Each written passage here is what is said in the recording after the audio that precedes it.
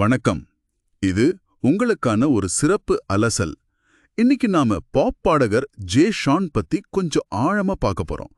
அவரோட இசை பயணம், அவர் சந்திச்ச சவால்கள், மன உறுதி எல்லாத்தையும் பத்தி. அதாவது கிட்டத்தட்ட டாக்டர் ஆக வேண்டியவர் எப்படி உலக புகழ்பெற்ற பாடகர் ஆனாருங்கிற கதை. ஜே ஷெட்டி பாட்காஸ்ட்ல அவர் சொன்ன சில விஷயங்களை வச்சு நாம இதை அலச போறோம். ஒரு கலைஞரா, அதுவும் தெற்காசிய பின்னணியிலிருந்து வர்ற ஒருத்தர் எப்படி ஜெயிக்கிறது, அப்புறம் அந்த வெற்றிக்கு நடுவுலையும் இப்படி தன்னோட தனித்தன்மை, அந்த ஆரம்பகால ஆர்வம் அதெல்லாம் விடாம இருக்கிறது, இதெல்லாம் பத்தி சில முக்கியமான விஷயங்களை பார்க்கலாம். சரி, ஆரம்பிக்கலாமா? யோசிச்சு பாருங்க.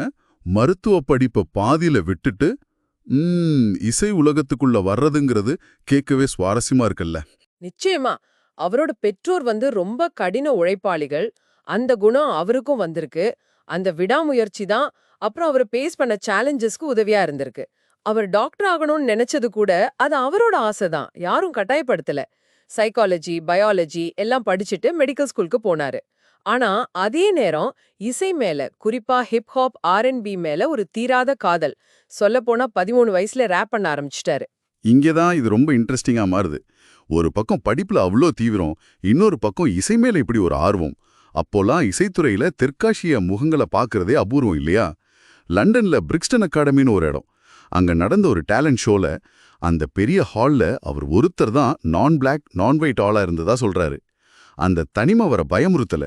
அதுக்கு பதிலா கொஞ்சம் கூட பயப்படாம ரேப், மெலடி ரெண்டையும் கலந்து தனக்குன்னு ஒரு ஸ்டைல, ஒரு புது சவுண்ட உருவாக்குனாரு. ஆமா, அந்த தைரியம் ரொம்ப முக்கியம். யாரும் கைட் பண்ண ஆள் இல்லாதப்போ கூட தனக்கான வழி அவரே தேடியிருக்காரு. ஆனா அந்த பயணம் ஒன்றும் சுலபமா இல்ல.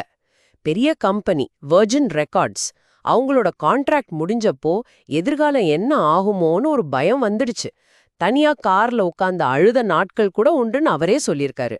நம்பிக்கை மொத்தமா போன மாதிரி ஒரு ஃபீலிங். ஆனா பாருங்க, அந்த மாதிரி ஒரு இருட்டான சமயத்துல தான் ஒரு சின்ன வெளிச்சம். ஏதோ ஒரு ஷோல பார்த்து ஒரு 16 வயசு பையன் கொடுத்த டெமோ சிடி. அது தற்செயல கார்ல இருந்திருக்கு. ரொம்ப சோர்வா அதை ப்ளே பண்ணி பார்த்தப்போ அந்த மியூசிக் அவரை ஈர்த்திருக்கு. உடனே அந்த பையனை கூப்பிட்டு அவன் வீட்டுக்கு பின்னால இருந்த சின்ன ஷெட் ஸ்டுடியோக்கு போய் ஒரு சில மணி நேரத்திலே உருவாக்கின பாட்டு தான் ரைட் இட். ரொம்ப நம்பிக்கை இல்லாம இருந்தப்போ பிறந்த பாட்டு அது. இங்கே நாம கவனிக்க வேண்டிய விஷயம் என்னன்னா, எவ்வளவு மோசமான நிலைமையில இருந்தும் எதிர்பார்க்காம கிடைச்ச ஒரு சின்ன வாய்ப்பை அவர் எப்படி கெட்டியா புடிச்சுக்கிட்டாருங்கிறது தான். அந்த பாட்டு அவருக்கு ஒரு பெரிய டேர்னிங் பாயிண்ட். பல வருஷம் கழிச்சு கூட இப்போ டிக்டாக் மாதிரி இடத்துல அது திரும்ப வைரல் ஆச்சு.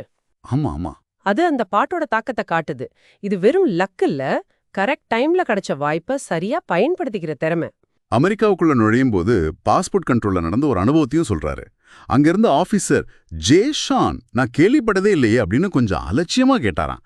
அது அவருக்குள்ள ஒரு மாதிரி ஒரு நெருப்ப பத்த வச்சிருக்கு. திரும்ப திரும்ப தன்னை நிரூபிக்கணும் அப்படிங்கிற ஒரு உந்துதல். அப்புறம் புகழோட உச்சியில இருந்தப்போ வெறும் வெற்றிக்காக மட்டுமே பாட்டு போடுற ஒரு டிராப்ல விழுந்ததாகவும், அதனால தன்னோட தனித்துவத்தை இழந்த மாதிரி ஃபீல் பண்ணதாகவும் சொல்றாரு. அதை ரசிகர்கள் கூட நோட் பண்ணாங்கன்னு ஒத்துக்கிறாரு. இதுதான் ரொம்ப முக்கியம். ஒரு உண்மையான கலைஞனா இருக்கிறதுக்கும் வெறும் ஹிட் மெஷினா மாறறதுக்கும் உள்ள வித்தியாசம் இதுதான்.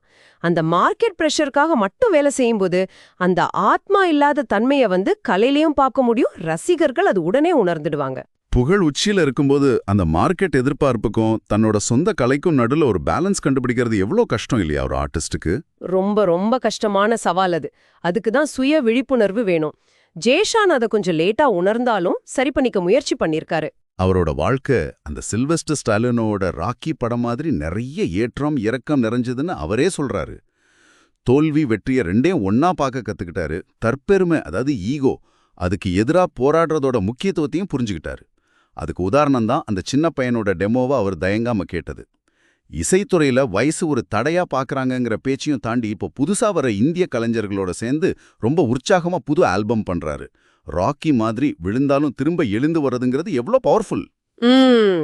தன்னைத்தானே புரிஞ்சுக்கிறது, பழைய வெற்றிகள்லயே நின்னுடாம புது விஷயங்களுக்கு மனசு திறந்து வைக்கிறது, தொடர்ந்து கத்துக்கிட்டே இருக்கிறது. இதுதான் ரொம்ப நாளைக்கு நிலைச்சு நிக்கிற வெற்றிக்கும் மன நிம்மதிக்கும் அடிப்படைன்னு அவரோட பயணம் காத்துது.